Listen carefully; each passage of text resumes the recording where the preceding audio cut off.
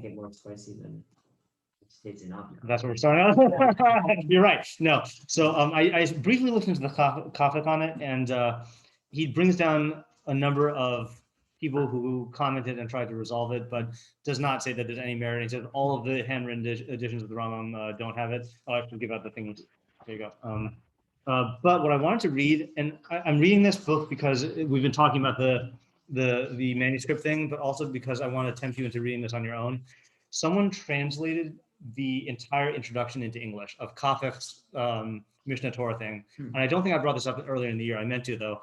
And I wanted to just read you a little excerpt about, it's just one page about the, just to give you a flavor for like how much chaos there was and like the way he talks about it. So so actually, let me just tell you when Qafih was, because I don't even know. Yosef Qafih, born in 1917, died in 2000.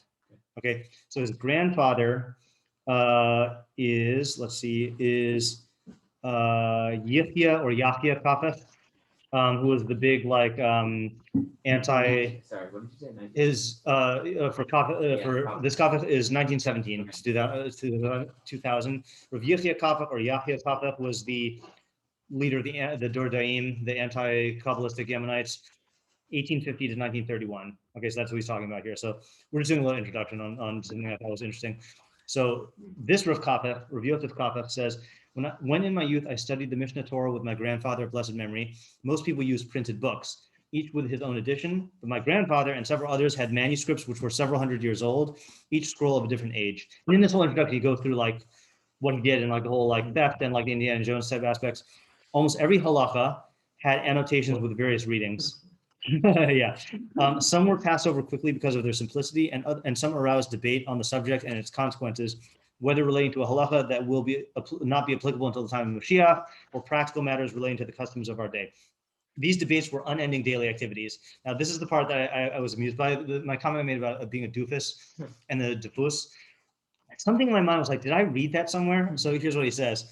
The errors and deficiencies of the printed text were well known, so much so that the printed books were used to characterize a mistaken person. When someone said something incorrect on some subject, they would respond, "You are like a diffus. You are like a printed text," and point out the correction. These matters were inscribed on my heart, and I grew up with the assumption that there are two types of Maimonides texts in the world, that of the Yemenite manuscripts and that of the printed book. With study and investigation over time, I realized that there were very many differences of various kinds between the Yemenite manuscripts and the printed texts, although the differences were narrowed in the case of the older printed text like the Roman edition. Okay, so this is what I want. So that was one thing I wanted to read. And then I just want to read one more thing, just the where he describes the extent to which this happened. He says, hold on. Yeah, but in the printed text, only, so he talks about how the Rambam would continually be amending the text and then sending the corrections to the Yemenite community, and like it was a constant back and forth, and that's why the Yemenites have the most up-to-date ones, and how the Rambam himself would consult manuscripts of the Gemara, like it says here, I've never seen this inside. This follows Maimonides himself, who wrote in chapter 15, Laws of the Lender and Borrower, quote, and I have already examined the variant texts, and I have in Egypt an excerpt of an old Gemara written on parchment in the manner in which they wrote over 500 years ago, which is pretty cool. If the Ram is like 500 years, like that's in like the 8th century, you know, and like he's like checking out the manuscripts. Anyway, one more paragraph here. I'm reading from a translation of Qafih's introduction to the Mishneh Torah. He says, but in the printed text, you got to print the text there. Only a few of the changes which Maimonides himself inserted in his book appear, since only a few reached the very early printers. Some of the emendations which Maimonides added, he wrote in the margins on the side, and the copyists did not pay attention to the correct placement and inserted them in the wrong place, causing much trouble and difficult questions in the understanding of Maimonides' words. So that I didn't know about. Like he wrote corrections and then they incorporated it in the wrong way. I have noted these where they appear. They are few in number, but they have been added to the many errors that were made. The editors tried to deduce changes. The Mishneh Torah was subjected to severe editing by the printers and by various editors who made emendations of style, language, and structure of sentences, and the division of halachot. Maimonides himself divided his book into short halachot, as he indicated in his introduction, so that they would be easily studied and memorized. He did not number the halachos, this is what you were asking me about, and the numbers were added by copyists. Similarly, in the case of the Guide to the Perplexed, Maimonides made the divisions, but the copyists inserted the numbering. Okay, fine. The Mishneh Torah was heavily edited to the extent that there is hardly any halacha that has not been amended. I know of no other book that was so severely amended, and the reason is clear. I did not know this. There was no other book that was so widely and rapidly disseminated in many countries, and in particular in the lands of the East. That was the thing also about how the Rambam, one of the groups he wrote the Mishneh Torah for was like the Jews who just have no other guide, and like Qafih were sent eastward, like to India and stuff, very early. And like there were, I think somewhere he says there were Jews there who were like so disconnected from the Jewish community that they were keeping halacha based on like opening the Chumash and like trying to figure it out from there, So like he wanted them to have a complete book of halacha. This distribution and dissemination was in manuscript form so that everyone had a hand in it.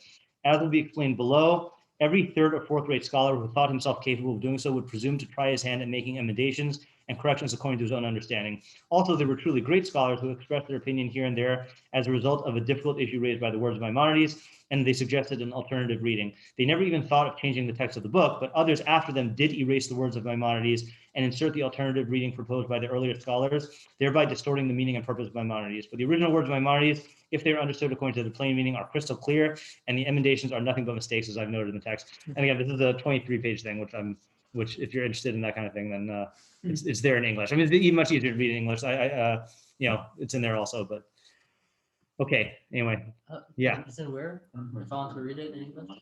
Is it what? Where would I find it? Oh, I'll post it in the group. Yeah. Thank you. Okay. Well, that. Yeah.